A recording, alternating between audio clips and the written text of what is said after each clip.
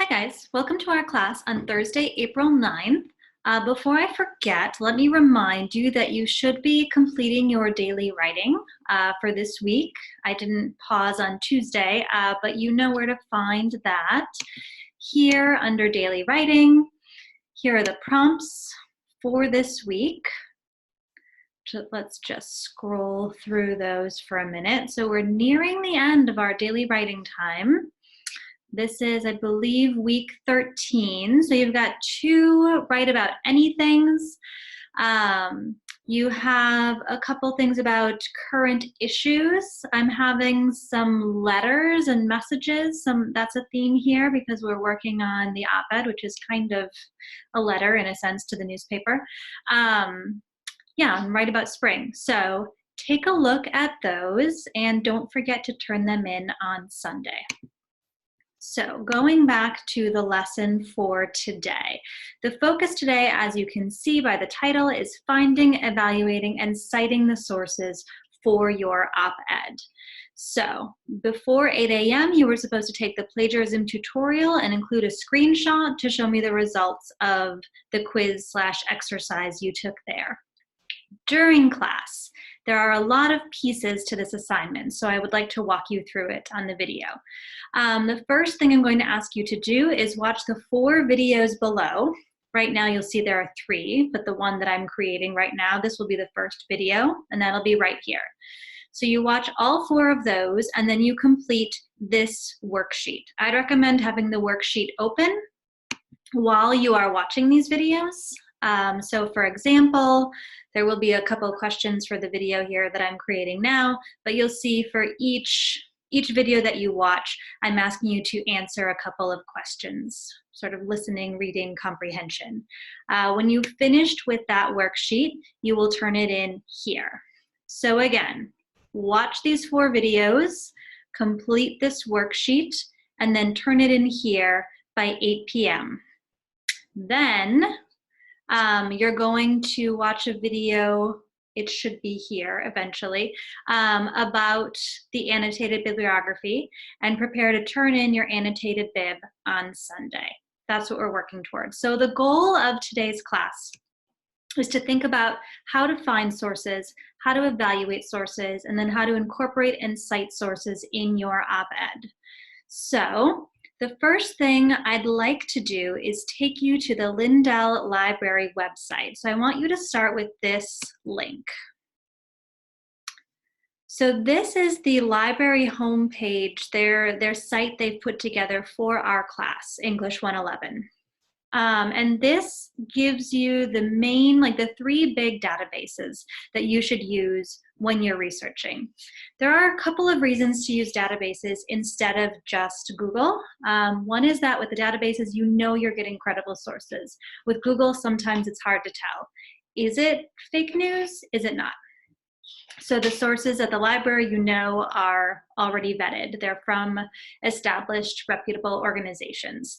The other thing about using the library is that the library pays for subscriptions to a lot of newspapers and magazines that have paywalls. So you might not be able to get to the Wall Street Journal, the New York Times, wherever, because you've read your free articles for the month and you don't want to pay. The library pays for you. So that's the other reason to go through these databases. So you can search for books. We're not going to be using that right now. We want to really focus on these 3 pieces: the good general database, where to find a hot topic, and just want a newspaper article. I'm going to ask you for your annotated bibliography to include a screenshot that shows me that you found an article using Academic Search Premier and either Points of View Reference Center or Global Newsstream. So you have to include 2 screenshots when you turn in your annotated bibliography assignment. I'm going to leave aside Academic Search Premier for the time being because there's another clip on Moodle that'll walk you through how to use this search. I would really like to focus on the Global Newsstream, which provides online access to nearly 1,000 newspapers from around the world. Again, including these papers that otherwise you would have to pay for. So you click here, you agree, you're logged in through your Inside Augsburg account, And really, you're just going to enter your search term. You can go through the search tips. You can use an advanced search if you like. Let's say my topic is climate change and the coronavirus.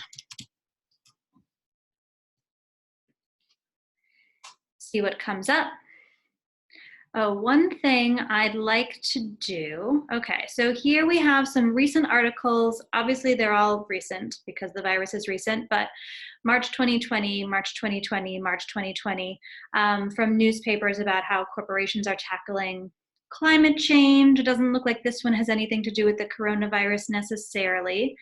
But this one maybe from USA Today, climate change has yet to be canceled due to coronavirus. The virus and climate change from the New York Times online.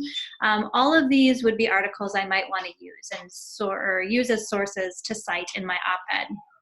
So what you will want to do is click full text here in the sidebar, because that means that you will only get articles that you can read the full text online. You can also limit your source by type and by publication date. For example, I don't want articles published in 2003. That's way too long ago. Let's say I just want articles from 2017 to today, and we can update that. So it brought our results down a little bit, but not much. So this is a pretty straightforward database. Again, you're searching through newspapers and magazines for articles on your topic. The other place I'll walk you through is where to find a hot topic, which is Points of View Reference Center. As you can see, it provides overviews and point-counterpoint arguments on hundreds of current issues, includes essays, primary source documents, and reference books. So one thing you'll want to be careful of if you use articles from here is that many of them might be opinion pieces, which is fine, but make sure that when you're citing or using someone's opinion, you're letting your reader know that this is opinion, not fact. So if you go down here, you can browse by category. So if you're writing on Earth and Environment, Energy and Conservation, Foreign Policy, etc., if you click on one of these links, let's see, I'm interested in bottled water. This page will take you to kind of a summary and overview of the issue, the history, understanding the discussions and key terms, and where we are today. So those are really useful kind of overviews to look at. Let's see what happens if I put in my climate change and coronavirus. Here are some articles. Will coronavirus slow action on climate change? Populism and pandemics. Again, I want to link to full text. The publication date right now, I only have 2020, which is great. And there are other ways that I could limit my search through these advanced options. But you might not, since we're only looking for a couple sources, you might not need to get that specific. So again, when you do the research for your op-ed and you're looking for sources to include in the bibliography that you're turning in on Sunday, you must use at least 2 of these 3 databases. So now that you've watched this video, I'll leave you to watch the following 3 to fill out the worksheet and then to begin thinking about the annotated bibliography. Let me know if you have questions. And yeah, hope you're all doing well.